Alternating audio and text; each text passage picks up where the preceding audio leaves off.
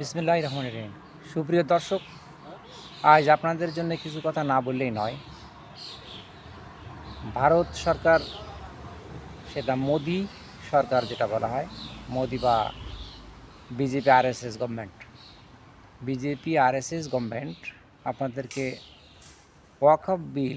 ওয়াকফ নিয়ে যে একটা সমস্ত ভারতবর্ষে আলোড়ন সৃষ্টি হচ্ছে, সেটা বন্ধ করার জন্যে ওনারা নতুন করে একটা পুলওয়ামা সৃষ্টি করছে। সেই পুলওয়ামাটা যদি এমনই হয়, পুলওয়ামা থেকে আজ পেহেলগাম। একটা জিনিস খেয়াল করেন, পুলওয়ামা যে ঘটনা ঘটেছিল, যেখানে 40 জন অধিক শহীদ হয়েছিলেন, আজ পর্যন্ত তার কোনো কুল কিনারা পায়নি।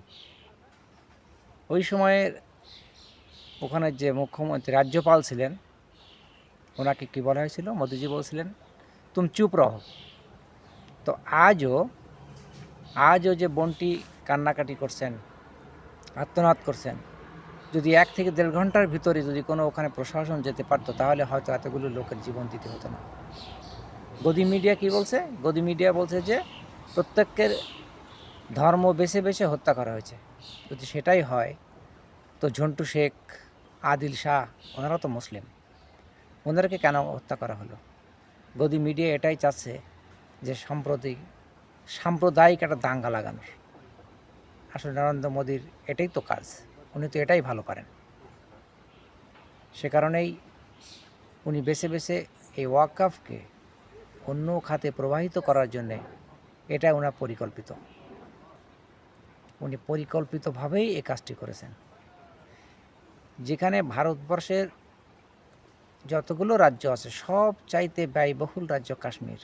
সেই কাশ্মীরে এত ব্যয়বহুল, সেখানে ডিফেন্সের লোকের কোনো অভাব নেই। নৌবাহিনী, সেনাবাহিনী, বিমান বাহিনী, সিআরপি, বিএসএফ, আরপিএস, সর্বস্তরের প্রতিটা 20 হাত অন্তর অন্তর একজন করে সেনা টহল দেয়।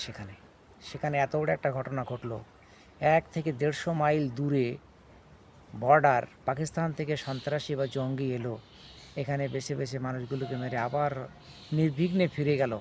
এটা আসলেই নিছক একটা শখ।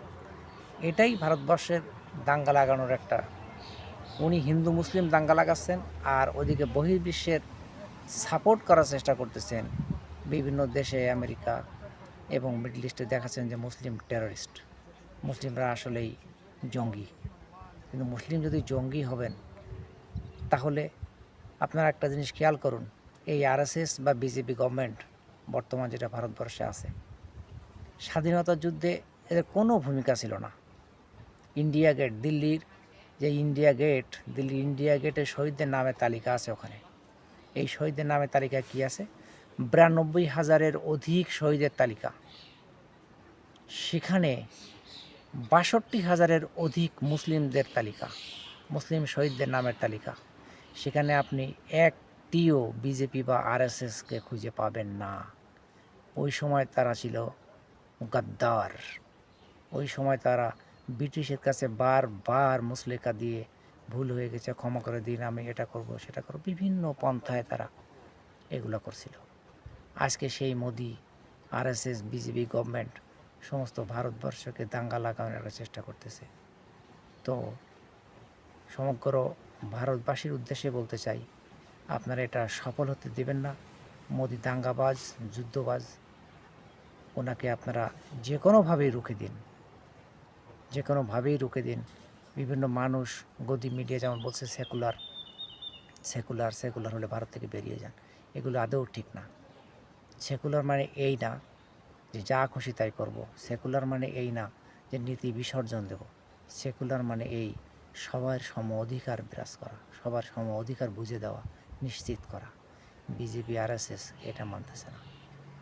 তো ওয়াকফ বিল নিয়ে যেটা উঠছে, এটা আপনারা সরগরম থাকুন। এটা কোনো কারণে, যে কোনোভাবেই হোক, এটাকে প্রতিহত করতেই হবে। তো আজকে এ পর্যন্ত। আল্লাহ হাফেজ।